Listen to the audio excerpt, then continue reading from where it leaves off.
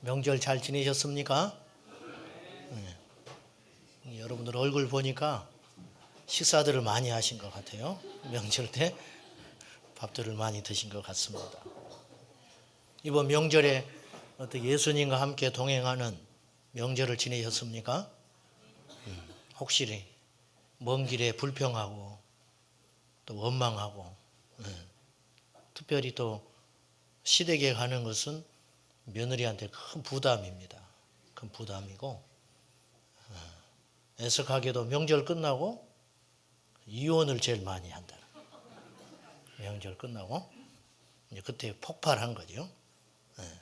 이를 계기로 폭발하는 거죠. 나만 이렇게 희생하고 살아야 되는지 공정하게 하자. 공정. 내가 결혼 20년 차인데 명절 때만 다 시댁에만 가면 되겠냐. 그래서 며느리들이 제일 듣기 좋은 말이 이제 친정에 가봐라. 그 소리를 제일 좋아한다는 거예요. 명절 때 제일 듣고 싶은 말이 그 말이라는 거예요. 우리가 예수님을 믿으면 증거할 수 있어야 한다. 증명. 믿음은 증명되지 않으면 거짓이다 그랬어요. 정말 힘들 때, 손해볼 일이 생길 때 우리 믿음은 그때도 빛을 낼 수 있는가. 이래야 진짜 예수님 믿는 거라는 거죠. 아쉽게도 그렇지 않는 경우들이 많다는 거죠. 예수님을 믿으면 제일 먼저 일어나는 변화, 그리고 제일 확실한 변화는 무엇이냐? 눈이 바뀐다는 거예요. 세상을 보는 눈이 바뀌어야 진짜 예수 믿는 사람이라 그렇게 볼 수 있어요. 그 사람은 그 사람인데 그 사람이 달라 보인다. 이게 진짜 예수 믿는 상태라 할 수 있는 거예요. 우리 눈은 사실 객관적이질 않아요. 그래서 동양 문학에서는 새가 운다 그래요. 새가 운다. 서양 문학에서는 뭐라고 합니까? 새가 노래한다. 사실 새는 울지도 않고 노래하지도 않아요. 그걸 보는 사람들이 느낌이 그렇다는 느낌. 이렇게 보는 시각에 따라서 차이가 엄청나게 나는 것이죠. 어떤 꼬마아이가 7살쯤 된 꼬마아이가 집에서 텔레비전을 보고 있었는데 예쁜 누나들이 계속 나오는 거예요. 이게 뭐냐고 미스코리아 선발대회였어요. 아이가 알 턱이 없죠. 그러니까 엄마가 오랜 시간 설명을 했어요. 오늘이 세상에서 제일 예쁜 누나를 뽑는 날이야. 그러니까 이 꼬마가 엄마한테 이렇게 말했어요. 엄마는 왜 저기 안 나갔어? 그러는 거예요. 엄마는. 그 말을 듣고 나니까 하루 종일 행복하더라는 거예요. 이 아이 눈에는 자기 엄마가 세상에서 제일 예쁘게 보이는 거예요. 예뻐서 예쁜 게 아니에요. 우리 엄마가 최고 예쁘게 보이는 것뿐이라는 거예요. 물론 철이 들면 깨닫게 되겠죠. 그것이 아니라는 걸 알게 되겠지만은 어쨌든 우리의 눈은 굉장히 주관적일 수밖에 없다라는 겁니다. 저도 이제 황당한 경험을 많이 하는데 이렇게 저는 저잖아요. 근데 어느 날 보면은 어떤 분은 얼굴이 좀 빠졌다고 이야기를 해. 그 다음에 좀 지나 얼굴이 좋다고 이야기를 해. 어떤 사람은 나보고 어쩌란 말이야. 저는 전데 자기들이 보기에 얼굴이 빠져 보이기도 하고 좋아 보이기도 하고 그렇다 그래요. 우리 어머니 눈에는 항상 얼굴이 안 좋다고 그래요. 저한테. 왜 이렇게 빠졌냐고 볼 때마다 살이 쪄 죽겠는데. 이게 부모의 마음이죠. 눈은 주관적이에요. 우리가 세상의 아름다운 경치를 보면 그 경치 보는 재미에 빠져서 하나님의 창조물인 걸 잊어버릴 때가 있습니다. 오늘 시편 말씀에 다윗은 주님을 찬양하고 있어요. 오늘 시편 배경이 어떤 배경에서 이 시편 8편을 지었는지는 명확하지는 않다고 합니다. 그런데 다윗이 원래 왕이 되기 전에 목동이었잖아요. 왕으로 부름받기 전에 목동 생활을 했기 때문에 들에서 자연 경광을 살필 기회가 굉장히 많았을 걸로 봐요. 그 자연 만물을 보면서 하나님의 손길을 보는 거예요. 자, 우리 1절 한번 봐요. 1절 같이 봅시다. 시작. 여호와 우리 주여, 주의 이름이 온 땅에 어찌 그리 아름다운지요. 주의 영광이 하늘을 덮었나이다. 어떤 사람은 하늘을 보면서 자연 만물을 보면서 아름다운 경치만 보였어요. 그런데 다윗의 눈에는 그것이 하나님의 영광으로 보이는 거예요. 하나님의 영광. 야, 어떻게 하나님의 작품이 이렇게 아름다울 수 있는가? 주님은 놀라운 분이라는 거예요. 이 고백을 하고 있다는 것입니다. 우리가 예수님을 믿으면 세상의 어떤 환경에서 주님의 손길을 볼 수 있어야 한다는 것이죠. 쉽지 않지요. 쉽지 않아요. 대부분의 경우는 하나님을 간접적으로 경험을 합니다. 성경을 통해서 눈물을 흘린다든지 예배를 통해서 하나님을 경험한다든지 그런 식이죠. 또 성령의 은사를 받는다든지 또 방언을 한다든지 이런 현상들을 통해서 하나님을 간접적으로 경험을 하는 게 대부분이에요. 그런데 요즘 시대가 급하고 또 악해졌는지 하나님이 직접 당신을 계시하는 사건이 있어요. 부산에서 어떤 분이 예수를 믿게 됐는데 이분이 어떻게 예수를 믿게 됐는가? 교회에 와가지고 이제 자기 간증을 하는 이야기를 들은 거예요. 그 이야기를 제가 전해 들었습니다. 이분은 아쉬울 게 없는 분이에요. 집안도 부유하고 어릴 때부터 험한 거 한 번도 보지 않고 그냥 온실 속의 화초처럼 잘 자랐어요. 공부도 잘해서 사람들이 부러워하는 명문대학을 나왔습니다. 그리고 남편도 잘 만났어요. 자식들도 잘 성장하고 있고 아쉬울 게 없어요. 그러니 예수님을 믿을 이유가 없는 거죠. 그러던 어느 날 이분이 두 눈을 뜨고 집에 있는데 문이 열렸어요. 집에 문이 열려서 누가 들어왔습니다. 누군지 아세요? 예수님이 찾아오신 거예요. 우리처럼 뭐 꿈속에서 본 정도가 아니에요. 진짜 자기 아파트 문을 열리더니 누군가 들어왔어요. 이 사람이 예수님을 본 적이 없잖아요. 교회에 관심이 없었으니까. 배철수 씨가 들어온 줄 알았다는 거예요. 이분 고백이. 여러분 진짜입니다. 예수님이 수염을 기르고 나타나니까 딱 배철수 같이 보이더라는 거예요. 근데 눈이 황홀할 정도로 맑고 밝더라는 거예요. 깜짝 놀랐어요. 그 예수님이 직접 오셔서 이 불신자 이 여인에게 뭐라고 말을 했냐면 나는 아브라함과 이삭과 야곱의 하나님 나사렛 예수다 그랬어요. 알아들을 수가 있어야지. 예수님이라는 말 앞에 깜짝 놀라버린 거예요. 2000년의 시간을 뚫고 주님이 직접 오신 거예요. 오셔서 두 가지를 이야기를 했어요. 첫째, 너는 이제부터 매일 성경을 50장씩 읽어라 그랬어요. 성경을 50장씩 읽어라. 그리고 내일 아침에 내가 너를 깨울 것이다. 5시 이전에. 그때 아파트 네가 사는 아파트 앞에 버스 셔틀이 지나갈 텐데 그걸 타거라 그랬어요. 정말로 이분은 아침에 일어나지를 못하는 사람이에요. 늦게 자고. 근데 그 다음날 아침에 잠이 깨더라는 거예요.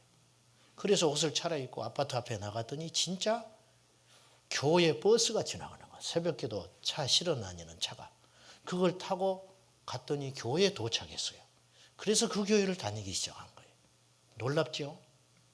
그런데 교회에 가니까 얼마 지나니까 성찬 예식이 있더라는 거예요. 장로님이 성찬 떡과 잔을 들고 가잖아요. 성찬 떡을 들고 가는데 그 떡을 드는 그 사람들 옆에 자기가 보니까 그분이 다시 나타났어요. 예수님이 나타나셔서 뭐라고 하냐면 이 여인에게 이건 내 살이다 그러시더라고요. 그 다음에 잔을 들려고 하니까 내 피다 그러시더라고요. 이 여인은요 예수님이 다 그렇게 보이는 줄 알았대요. 사람들한테.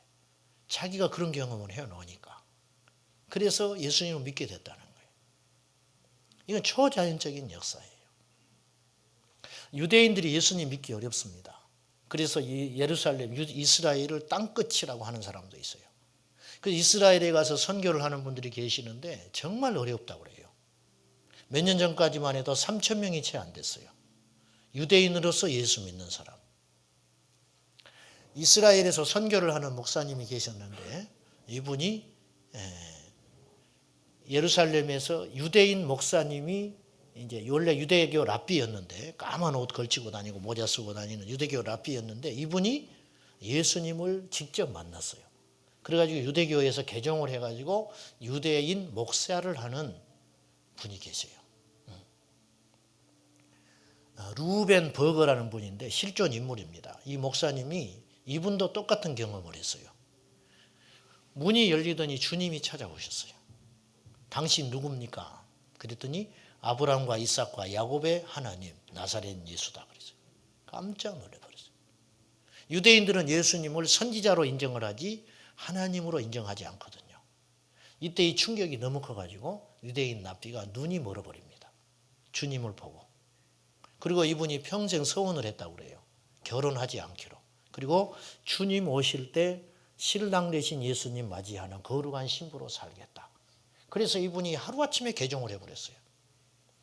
이스라엘 유대인이 랍비가 예수를 믿는다고 하는 것은 죽음과 같아요. 실제로 테러 협박을 받습니다. 근데 예루살렘에서 이분이 목회를 하고 있어요. 어떻게 이런 일이 가능한가? 주님을 직접으로 만난 거죠. 여러분 주님 만나셨어요? 저는 30여 년 전에 주님을 만났어요. 저는 그런 식으로 만나지는 않았지만 그런 초자연적인 역사로 만나지는 않았어요. 여러분도 다 그런 과정을 겪었지만은 저도 교회를 무의미하게 6개월 이상 그냥 다녔습니다. 안 믿어지더라고요. 안 믿어져.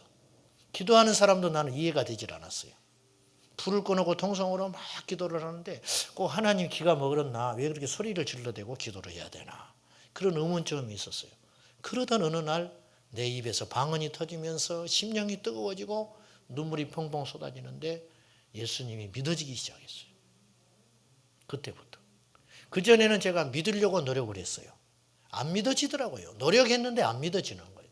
근데 그날 이후로 저에게는 안 믿어지는 게 너무 어렵게 된 거예요. 그냥 믿어지기 시작한 거예요. 그것이 다가 아니었어요. 주님을 만난 거죠. 자, 주님을 알기 위해서 애썼던 시간이 있었고요. 예수님을 인격적으로 만났어요. 그래서 요즘 제가 고민하는 것은 그것이 다가 아니라는 거예요. 거듭나는 건 순간으로 됩니다. 아이가 잉태에서 태어나는 것도 큰일이지만 목숨을 거는 큰일이지만 태어났다고 해서 다가 아니죠. 성장해야 되는 거예요. 요즘에 고민하고 있는 것은 뭐냐면 삶의 신앙을 어떻게 하면 삶으로 돌아갈 수 있는가. 어떻게 아는 것만큼 믿음의 삶을 살 수 있는가. 이 고민을 제가 많이 하고 있습니다. 날마다 제가 우울증 걸릴 정도로 좌절할 때가 많아요. 안 되는 거예요. 안 되는 거예요. 하나님의 은혜가 아니면 제가 구원받아 천국은 갈 수 있다는 확신은 있는데 이 땅에서 예수 믿는 참된 모습을 보이고 사는 건 너무 어려운 일인 거예요. 그러나 저는 확신합니다. 주님이 함께 하시면 그것도 가능해질 것이라고 확신해요. 많은 그리스도인들이 죄를 이길 수 없다고 생각하는 것 같아요. 그럴 수 있다고 이야기를 해요. 죄 지을 수밖에 없는 존재다. 정말 그런가요? 예수님 안에 있으면 죄를 정복할 수 있습니다. 예수님 안에 있으면 그 사람이 그 사람이지만 내 눈에는 달리 보이기 시작한다는 거예요. 예수님과 동행하면 세상도 달라 보이는 거예요. 다윗에게 저 별은 특별한 별인 거예요. 그냥 반짝이는 별이 아니에요. 밤에 내 길을 인도하는 별이 아니에요. 저 별은 하나님이 만든 별이라는 거예요. 이 믿음의 고백이 어떻게 가능하냐? 예수님 안에 있기 때문에 가능하다는 거예요. 예수님 안에서. 요한 웨슬리는 그래서 이렇게 말했어요. 기독교 신앙은 배우는 게 아니다. 참된 신앙은 그분께 붙잡히는 것이다. 그랬어요. 그분께 붙잡혀 있는 거예요, 우리가. 떠날 수 없어요. 떠날 수 없어요. 우리가 주님을 믿는다고 하면서도 자꾸 세상으로 눈이 가고 예수 안 믿는 사람처럼 보이고 세상이 부럽고 아직도 환경 가운데 원망과 불평이 끊어지지 않으면 우리의 믿음이 진정한 것인가를 고민해 볼 필요가 있다는 거예요. 본의 아니게 지금 시편 말씀을 제가 이제 올해 우리가 이제 강의를 했잖아요. 그래서 제가 한 달씩 하려고 그랬는데 2달을 하려고 그래요. 시편 2달 강의하고 그다음에 사도행전을 2달 강의하고 지금 그렇게 할 계획을 하고 있는데 지금 시편 말씀을 1장부터 이렇게 다 보지는 못해요. 150장이나 되기 때문에 시편을 다 볼 수는 없지만 우리가 강의를 하면서 거의 반복되는 이야기가 있는 거예요. 그건 뭐냐? 하나님의 관계가 건강하면 사람들과의 관계도 달라질 수밖에 없다는 거지. 이 이야기를 시편 말씀을 통해서 계속 주님이 우리에게 하시는 것 같아요. 주님 안에 있으면 세상의 만물이 달라 보이기 시작한다는 거죠. 저 달과 저 별들이 달라 보이기 시작한다. 주님의 영광이 가득해 보이고 주님의 임재가 가득해 보인다는 거죠. 우리가 주님을 믿는 믿음 안에 거하고 예수님과 동행하는 삶을 살 수만 있다면 세상과 환경에서 주님을 볼 수 있을 것입니다. 주님이 보인다는 거죠. 한신교회 이중표 목사님이 한국교회에 크게 존경받는 어르신이었습니다. 이분이 목회를 하면서 별세 신학을 외쳤습니다. 별세, 죽어야 한다. 별세라는 말은 이 세상과 이별하는 걸 말하는, 내가 죽어야 주님이 진정 산다. 평생 이분은 별세 신학을 외쳤어요. 죽자, 죽어, 아주 죽어야 한다. 이분이 전라북도 시골에서 목회를 하실 때 서울에 와서 개척을 하시기 전에 거기서 목회를 할 때 하루는 여름날에 신방을 했는데 농사를 많이 짓는 홀로 된 여인이 있었다는 거예요. 근데 이분이 그날 몸살이 나가지고 농사를 못 짓고 있었어요. 신방을 갔더니 걱정을 태산같이 하고 있어요. 화장실에 변이 차가는데 저걸 밭에 뿌려야 되는데 뿌릴 수가 없다는 거예요. 목사님이 똥찌개를 줬어요. 이분이 할 사람이 없으니까. 언제 해봤나요? 목사님이 집에서 책이나 읽고 살았지. 얼굴은 하얘가지고 이걸 똥찌개를 쥐고 밭에 가서 뿌리기 시작한 거예요. 뿌리다가 미끄러져 버렸어요. 일을 안 해봐 놓으니까 미끄러져서 가지고 이 똥찌개를 얼굴에 뒤집어 써버린 거예요. 너무 자존심 상하고 불쾌하고 이게 목회인가. 막 좌절이 밀려오더라는 거예요. 부끄럽고 누가 봤을까 싶고. 그때 주님이 말씀하더라는 거예요. 더럽냐? 예, 더럽습니다. 막 눈물이 날라와. 속이 상하고 더럽고 자존심이 상해서. 그때 주님이 또렷하게 말씀하더라는 거예요. 네 모습이다. 네 모습. 거기서 울었대. 그 밭에 똥바가지를 뒤집어 쓰고 울었다는 거예요. 이 죄 많은 저를 용서해 주시고 나 같은 걸 구원해 주신 하나님이네 감사하다.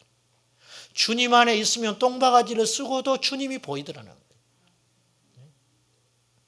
이분이 그 책에서 간증을 설교집에서 이런 이야기를 소개를 했어요. 자기 교회 집사님이 한 분 계셨는데 이분이 예수님을 믿는데 시어머니 치매에 걸린 시어머니를 모시고 살았어요. 옛날에는 시설도 없어서 그냥 모시고 살아야 되는 거예요. 근데 이분이 교회에 와서 예수님을 믿을수록 고민이 커가는 거예요. 왜 고민이 커가느냐? 교회 오면 전부 칭찬해요. 아, 치매 걸린 시어머니를 이렇게 모시는 사람이 요즘에 어디 있느냐고. 너무 기특하다고. 칭찬을 받을수록 가슴은 무너져 가는 거예요. 왜? 속으로는 미워하고 있었거든요. 이때쯤인가 봐요. 명절이 다가오는 거예요. 명절이. 그러면 시댁 그 형제들이 올 거 아니에요. 신우 형제들이. 와서 뭐 전부 또 고생만 하고 가는 거예요. 짐을 다 주고. 며칠 왔다 가면 그만이고 짐은 자기가 다 져야 되는 거지. 견딜 수가 없는 거예요. 이런 시간들이 너무 반복되니까 견디지를 못하고 이 집사님이 어느 날 집을 나가버렸어요. 명절 앞두고. 예수 믿는 사람 집 나가면 갈 데 없어요. 교회밖에 갈 데가 없어요. 근데 교회 가서 명절 동안 며칠 있을 수도 없고 남편이 또 찾으러 올 것 같아서 속상하니까 기도원에 가버렸어요. 기도원에. 명절에. 금식을 하려고 그러는 게 아니라 믿음이 좋아서 그러는 게 아니라 속이 상하니까 밥을 먹기가 싫더래. 그래서 하루 이틀 3일 밥을 안 먹는 거예요. 기도도 안 나와요. 이제 나오긴 나왔는데 수습이 안 되는 거예요. 집으로는 돌아가야 되는데 명절은 끝나가고 자존심은 상하고 3일째 되던 날 아침에 성전에서 잠을 자다가 깨가지고 새벽 기도를 드리는데 배는 고파오고 기도는 안 되고 근데 십자가가 밑에서 또 올라오더라는 거예요. 십자가 환상이 보였어요. 뭐 십자가 하루 이틀을 봅니까? 교회 가도 십자가 있지, 기도원에도 십자가가 있지. 특별한 십자가가 밑에서 올라오더라는 거예요. 그 십자가에 주님이 달려서 우시더라는 거예요. 주님이 울어요. 그러면서 이렇게 말하시는 거예요. 나를 위해서 참아주면 안 되겠냐? 나를 위해서 참아주면 안 되겠냐? 우리 인생에 짐덩어리들이 있어요. 형제의 짐덩어리, 자식의 짐덩어리, 남편, 아내의 짐덩어리가 있어요. 여러분 그 짐덩어리를 갖고 힘들어 하시죠? 주님의 입장에서 한번 생각을 해보세요. 이 짐을 누군가에게 맡겨야 했어요. 하나님이 나를 보시고 나에게 그 짐을 주신 거예요. 그 짐은 십자가요 축복입니다. 어렵더라도 지셔야 돼요. 그래야 주님 앞에 가서 할 말이 있는 거예요. 저는 하나님의 공의로우심을 믿는 사람이에요. 이 땅에서 우리가 고생하고 힘들고 어렵게 사는 거 주님이 아셔요. 절대 하나님 나라 가면 거저 주시지 않아요. 짐이 무거우시죠? 그 짐을 잘 감당하십시오. 그건 천국에 가면 축복이 됩니다. 이분이 그 십자가 환상을 보는 순간 마음의 엉어리가 녹아져 버렸어요. 정신이 바짝 들더라는 거예요. 마음속에 찬양이 터졌어요. 이제 집에 내려갈 용기가 생겼어요. 자존심이고 뭐고가 문제가 아니에요. 시어머니가 걱정이 돼서 견딜 수가 없는 거예요. 남편이 불쌍해서 견딜 수가 없는 거예요. 내려갔어요. 치매 환자가 있는 집은 집에 냄새가 배버립니다. 옛날에는 집에만 돌아가려고 해도 머리가 아파버려요. 근데 하나님께서 그 마음을 만지시고 완전히 회복이 됐어요. 집에 들어갔는데 냄새가 안 나는 거예요. 제가 말씀드리려고 하는 건 이거예요. 냄새가 안 나는 게 아니죠. 다른 사람은 다 나요. 다른 사람은 이 집에 오면 냄새가 나요. 그러나 이 은혜 받은 며느리는 안 나는 거예요. 안 나는 거예요. 이게 하나님의 능력이에요. 입술에서 찬송이 터졌어요. 입술에서.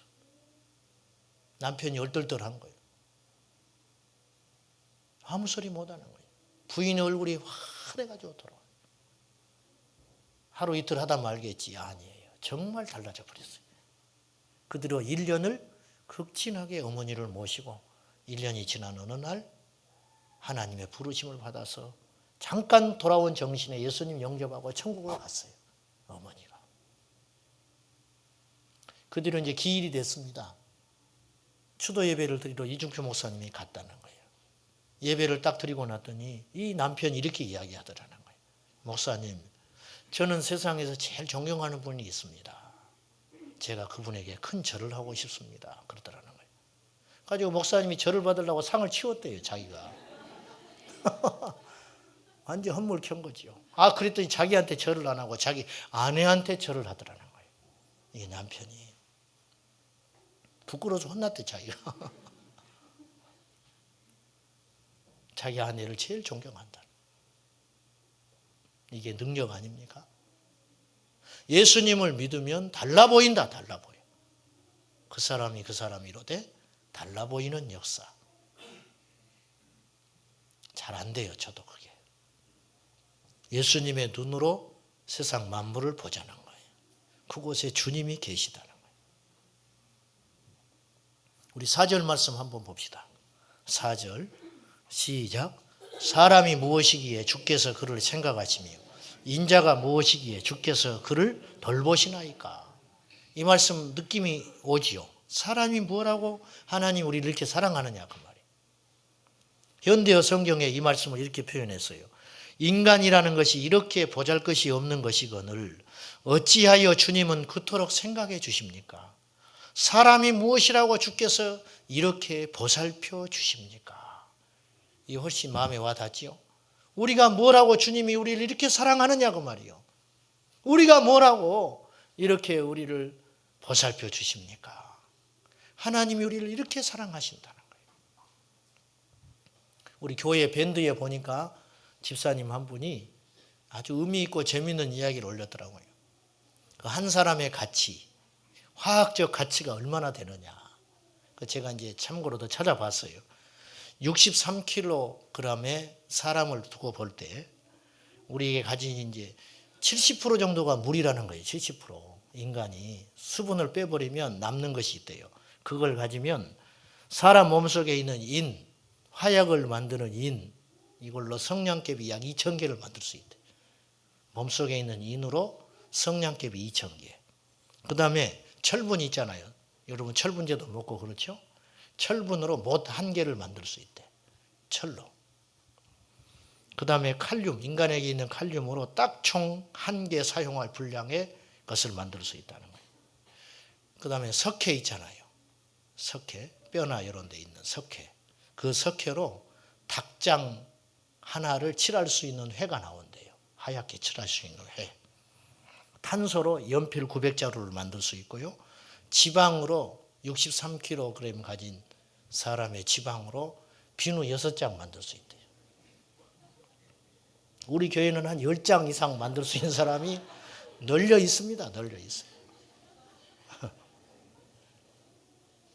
저는 5장도 못 만들 것 같아요. 마그네슘. 뭐 설사약을 만들 때 이게 필요하대요. 설사약 한 봉지 만들 수 있다는 마그네슘으로. 이걸 값을 따져보니까 5만 원이 안 나왔어요. 5만 원이. 인간의 가치는 돼지 한 마리 값도 안 돼요. 생물학적 가치로는 그렇다고 말이에요. 어디에 쓰겠어요, 우리를. 그러나 성경은 그렇게 이야기하고 있지 않아요. 창세기 1장 27절에 우리를 하나님의 형상대로 만드셨다는 거예요. 값으로 비길 수 없는 가치가 있다는 거예요. 우리 인간은 그렇게 존귀하고 보배로운 존재라는 거예요. 여러분, 옆 사람을 볼 때 주님이 보이지 않으면 우리는 예수님 헛믿는 거예요. 헛믿는 거. 여전히 미운 사람이 있고 이해할 수 없는 사람이 있고 용납할 수 없는 사람이 있지요? 여러분은 없지요. 너무 성자니까. 저는 너무 많아요. 못돼가지고. 여러분, 그 사람이 문제가 아니다. 그 사람이. 내 눈이 바뀌어야 한다는 거예요. 사도 바울은 빌립보서 3장에서 예전에 알던 유익하던 것들이 있었다. 나한테. 돈이나 명예나 권세나. 근데 주님을 만나고 나니까 아무것도 아니더라. 그거. 배설물로 여기고 해로 여긴다. 해로 여겨. 어떻게 이런 변화가 일어나느냐. 주님을 진짜 만났기 때문에 가능하다는 거예요. 변장하는 것과 변화는 완전히 달라요. 제가 양복 입고 어디 가는 거하고 잠바 함부로 입고 가는 거하고 사람들이 슈퍼에 가도 다르게 이야기를 하더라고요. 나한테 대하는 게 달라져요. 그 사람이 그 사람인데. 그거는 변화가 아니에요. 변장이지. 진짜 변화는 내적인 속사람이 달라져야 되는 거예요. 근데 우리 속사람이 잘 안 달라지죠. 안 달라진 상태에서 직업을 바꾸고 이사를 하고 뭘 승진을 하고 그렇다고 해서 달라지는 게 아니에요. 우리 안에 주님이 오셔서 주님의 성령이 나를 완전히 지배해야 합니다. 인격이 완전히 달라지는 새로운 피조물로. 한 사람의 가치는 그 사람을 위해서 누가 얼마나 큰 희생을 했는가에 따라 달라져요. 우리 한 사람의 가치를 한번 따져볼까요? 예수님께서 오셔서 십자가에 달려서 죽이기까지 사랑해 주셨다. 우리 가치는 어떤 정도의 가치가 있느냐? 하나님의 아들 예수께서 오셔서 죽을 만큼 가치가 있는 존재라. 우리가 볼 때는 형편없을지 모르지만 주님의 눈으로 볼 때 그 사람의 가치는 그렇게 큰 것이고 위대한 것이라는 거예요. 엘리 엘리 라마 사박다니. 이건 아람어입니다. 주님이 십자가에서 나의 하나님 어찌하여 나를 버리셨나이까. 전 처음에 교회에 가서 이 말씀을 들을 때 이해가 안 가더라고. 하나님 원망하는 것 같아요. 예수님이 십자가에 달려서 너무 아프니까 원망한 거예요. 원망. 나를 버립니까? 이럴 수 있습니까? 당신의 아들을 버리십니까? 아무런 응답이 없는 거예요. 주님이. 불을 내려주든지 십자가에서 내려오게 하시든지 예수님을 죽이려는 자들을 다 멸절하든지 뭐 그런 일이 안 일어나는 거예요. 하나님 무능한가? 하나님이 안 계신가? 당신의 아들이 죽는데 나중에 알게 됐어요. 이 절규는 하나님께 원망하는 게 아니에요.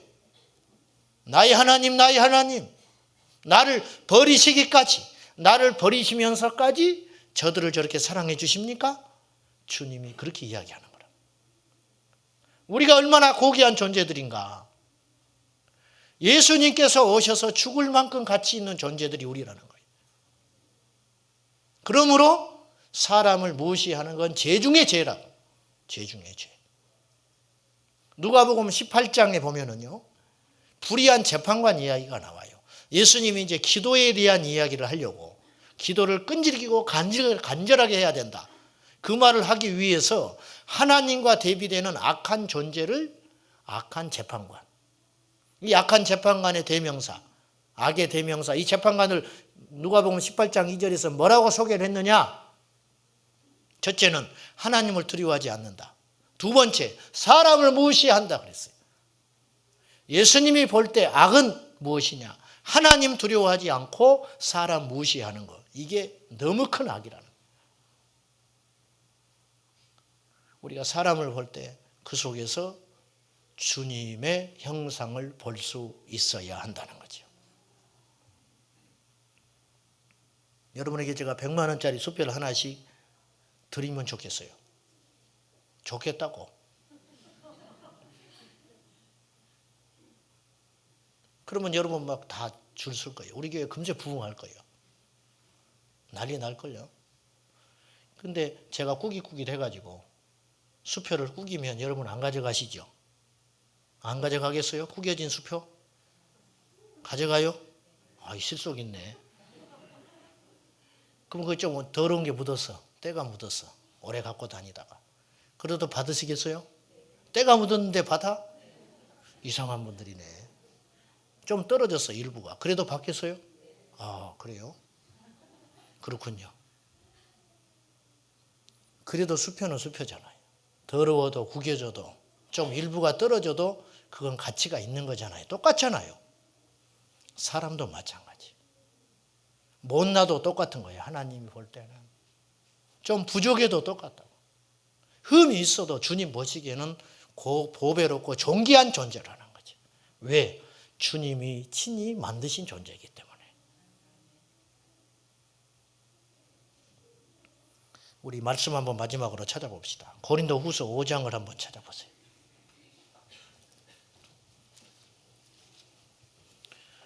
5장 16절 신약성경 291면입니다.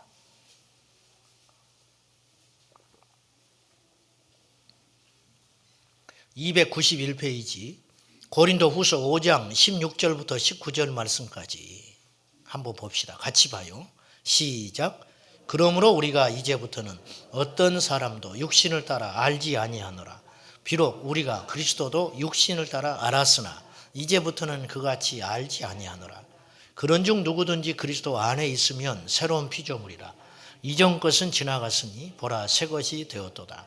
모든 것이 하나님께로서 났으며 그가 그리스도로 말미암아 우리를 자기와 화목하게 하시고 또 우리에게 화목하게 하는 직분을 주셨으니 곧 하나님께서 그리스도 안에 계시사 세상을 자기와 화목하게 하시며 그들의 죄를 그들에게 돌리지 아니하시고 화목하게 하는 말씀을 우리에게 부탁하셨느니라. 아멘. 고린도후서 5장 17절만 딱 떼어서 보면은 우리가 그리스도 안에서 새로운 피조물이 되었다라는 의미로 해석할 수 있어요. 우리가 다 주님 안에서 예수님을 믿고 새로운 존재가 되었다. 이제 그 해석이 틀린 건 아니에요. 그런데 16절부터 보면 또 다른 의미의 해석이 가능해져요. 자, 16절 봅시다. 그러므로 우리가 이제부터는 어떤 사람도 육신을 따라 알지 아니하노라. 육신을 따라 안다는 뜻은 이 사람의 어떤 성분이나 출신 성분이나 계급이나 가지고 있는 유무나 어떤 그런 가치들로 보지 않는다. 그런 육신의 눈으로 보지 않는다. 비록 우리가 그리스도도 육신을 따라 알았으나 예전에는 예수님도 그렇게 알았다. 인간적으로. 그러나 이제부터는 그같이 알지 아니한다. 17절 그런즉 누구든지 여기서 누구라는 말은 모든 세상에 피조된 인간들을 말하는 거예요. 누구든지 예수님 안에 있으면 새로운 피조물이 되었다. 이 사람도 새로운 피조물이라. 그런즉 이전 것은 지나갔으니 새 것이 되었다. 이게 무슨 말이냐면요. 내 시야가 달라져서 이 사람을 옛날의 그 모습이 아니라 새로운 존재로 보기 시작했다. 그런 뜻이에요. 축복입니다. 옆 사람을 한번 보세요. 그 사람이 그 사람처럼 보이죠. 그러나 오늘 우리가 주님의 안경으로 그 사람을 볼 수 있어야 한다는 거예요. 이 사람이 흠이 있는 것도 미움의 대상이 아니고 얼마나 아플까. 저는 이 시간에요. 여러분에게 인간관계에 대한 이야기를 하고 있는 게 아니에요. 여러분 혼에 호소하는 설교를 하는 게 아니에요. 이 시간에. 영의 설교를 하고 있는 영의. 예수님 안에서 새로운 피조물의 눈을 가져야 한다는 거예요. 그냥 우리 잘 지내봅시다. 오해하지 마세요. 그건 며칠 못 갑니다. 인간관계, 성공에 대한 처세, 좋은 게 좋다. 아니에요. 그걸 이야기하려는 게 아니에요. 주님과 함께하면 세상이 달라 보인다. 사람들이 달라 보인다. 이게 진짜 믿음이다. 저부터 고백하지만 이게 안 되는 경우들이 너무 많거든요. 그렇게 오랫동안 교회를 다니고 문턱이 닳도록 다녔지만은 여전히 안 되는 거죠. 사람을 볼 때. 남편들이요, 아내를 귀하게 생각하시고, 아내들이요, 남편을 귀하게 생각하십시오. 잔소리 좀 하지 말고. 존중하세요, 존중. 사돈 맺기 제일 어려운 사람이 누군지 아세요? 기도 많이 하는 권사님이야, 기도 많이. 지독하다는 거예요, 지독하다는 거예요. 거기다 새벽기도 한 번도 안 빠지는 권사님. 또 내일부터 빠질까 싶으네, 또. 처음에 선보면 다 이렇게 이야기한다는 거예요. 아, 믿음만 있으면 된다고 그런데. 믿음만. 날 잡으면 뭣도 해와라, 저것도 해와라. 나중에 이제 결혼하고 나면 매주 자기 교회 불러댄다고, 자기. 우리 교회 와서 예배 드리라고. 며느리는 죽어가고 있는 거예요, 죽어가고 있는 거예요. 며느리 편만 들은 것 같죠? 반대도 마찬가지예요, 마찬가지. 안 믿는 시어머니를 귀하게 생각하고, 존중하고, 예수 믿게 만들어야지. 이게 능력입니다.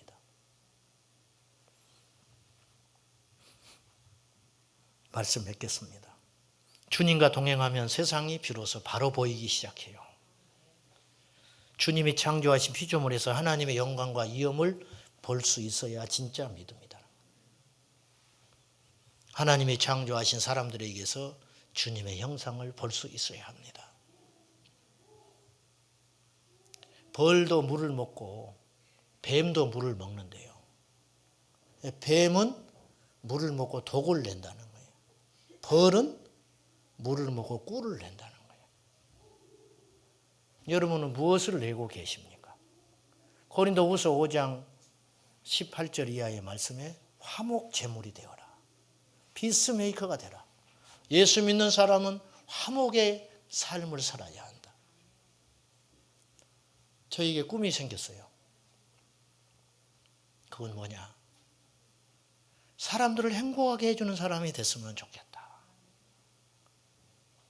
사람들이 나만 생각해도 웃는 사람이 됐으면 좋겠다. 부담스러운 사람, 강한 사람, 센 사람, 너무 높이 있어서 볼 수 없는 사람, 그 예수님이 없는 사람이에요. 여러분이 아무리 큰 복을 받고 하나님이 여러분 아무리 높이셔도 주님 앞에서 섬기는 사람이 되어야 한다는 것이죠. 그것이 우리의 꿈이 되어야 합니다. 그것이 우리의 목적이 되어야 돼요. 너무 우리가 어깨에 힘을 주고 사는 것 같아요. 자꾸 달라져야겠지요. 사랑하는 여러분, 사람들에게서 주님을 보십시오. 진짜 예수 믿는 사람은 그럴 수 있어야 한다 하는 것입니다. 기도합시다.